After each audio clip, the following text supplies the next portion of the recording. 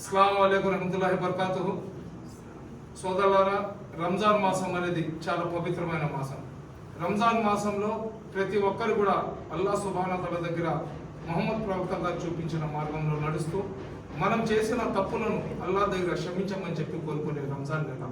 అదేవిధంగా రంజాన్ నెలలో ఒక సంవత్సరం పాటు మనం సంపాదించుకున్న సంపాదనలో నుంచి కొంత భాగం తీసి ఎవరైతే పేదలు ఉంటారో వాళ్లకు మనం దాన ధర్మాలు చేయాలా. అదేవిధంగా ఒక్క మనిషి మీద ఫిత్రా అని ఉంటుంది. ఫిత్రా వచ్చి 120 రూపాయలు ఒక మనిషికి ఫిత్రా ఇవ్వాలి. ఇంట్లో పసిపిట్టల కాడి నుంచి ముసలి వాళ్ళ దాకా ఎంతమంది ఉన్నా కానీ ప్రతి ఒక్కరికి 120 రూపాయలు ఫిత్రా ఇవ్వాలి.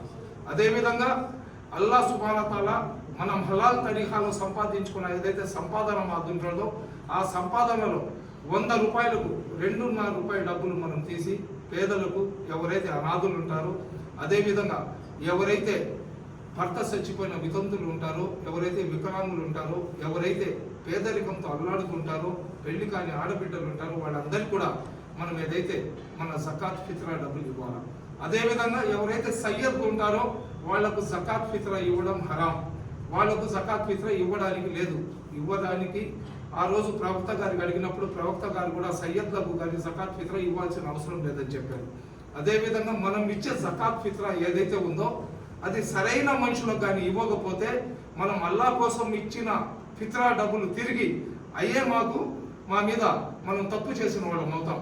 మనం ఫిత్రా ఇచ్చే ముందర ఎవరైతే మా బంధువుల్లో పేదరికంతో అల్లాడుతుంటారో, ఎవరైతే మా బంధువుల్లో అనారోగ్యంతో బాధపడుతుంటారో, ఎవరైతే మా బంధువుల్లో వితంతులు కానీ అనాథలు ఉంటారో ముందు ఆ ఫిత్రా జకాత్ యొక్క డబ్బులు వాళ్ళ హక్కు అవుతుంది. దాని తర్వాత మా ఇంటి చుట్టుపక్కల ఉన్న వాళ్ళకి ఇచ్చుకోవాలా. దాని తర్వాత మా ప్రాంతంలో ఉన్న వాళ్ళు, మా జిల్లాలో ఉన్న వాళ్ళకి ఇచ్చుకోవాలా. ఫిత్రా ఏ విధంగా ఇవ్వాలని నేను చెప్తున్నాను. ప్రతి పేదోడికి ఫిత్రా చేరాల్సిందే, కానీ ముందు ఎవరైతే దాని హక్కుదారులు ఉన్నారో వాళ్ళకి ఇవ్వాలా. ఈ మధ్య మనం చూస్తున్నాం సోషల్ మీడియాలో కానీ, యూట్యూబ్లలో కానీ, ఇన్స్టాగ్రామ్లలో చాలా చూస్తున్నాం. ఫిత్రా జకాత్ల పేరు మీద చాలా మంది ఏంటంటే బుర్ఖాలు వేసుకొని తలకి పాగల్లాగా కట్టుకొని నెట్టుడు బండలు మైకులు పెట్టుకొని అసలు ఆ మైకులు పెట్టుకొని రోడ్ల మీద పొల్లాడుతూ రకరకాలుగా చేస్తున్నారు. ఇస్లాం దానికి అంగీకరించదు.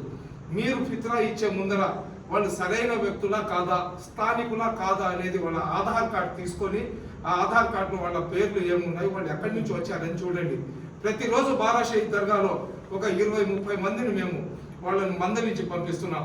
ఉదయం పూట ఈ విధంగా బుర్ఖాలు వేసుకుంటున్నారు, జుబ్బాలు వేసుకుంటున్నారు, టోపీలు గడ్డాలు వదులుకొని ఫిత్రా జకాత్ డబ్బులు తీసుకొని రాత్రి పూట దర్గాలో ఉన్న సొన్నాల చెరువు పక్కన కూర్చొని మద్యం సేవిస్తున్నారు. కాబట్టి దయచేసి మీరు ఫిత్రా ఇచ్చే ముందర అతని ఆధార్ కార్డు అడగండి. అదేవిధంగా రోడ్ల మీద మైకులు పెట్టి అడక తినమని చెప్పి ఏ ధర్మం కూడా చెప్పదు. ఇస్లాం ధర్మం దాన్ని పూర్తిగా అంగీకరించదు.